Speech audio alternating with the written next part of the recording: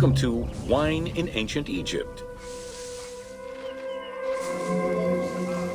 When the god Horus lost his eye in a war with Seth, the ancient Egyptians believed the eye turned into a vine, and the vine's tears became wine. Early texts, dating back to 3150 BCE, contain the hieroglyph for vine.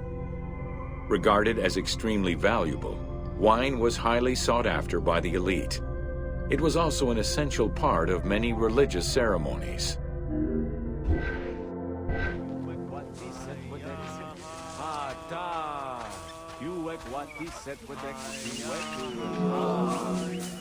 A millennia-old tradition, grape cultivation and wine production was regimented in the way typical of ancient Egyptian bureaucracy.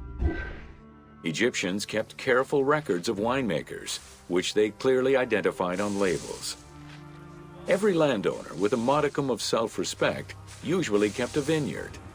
This held particularly true in the regions of the Fayum and the Nile Delta.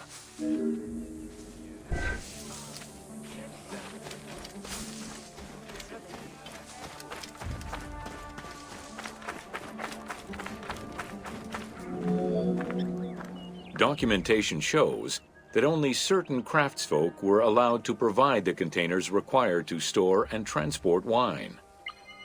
That and rigorous quality control checks established for every step of wine production shows that ancient Egyptians knew that the quality and longevity of wine could easily be affected by any number of variables, which they paid careful attention to.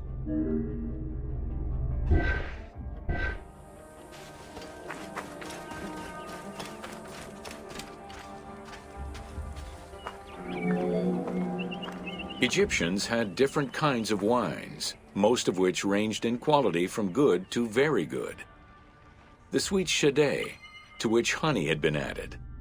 The soft nejem, obtained by drying the grapes in the sun. The ma, reserved for religious ceremonies. And finally there was the peor, the mediocre rated wine, resulting from the second pressing of grapes and reserved for a less discerning palate.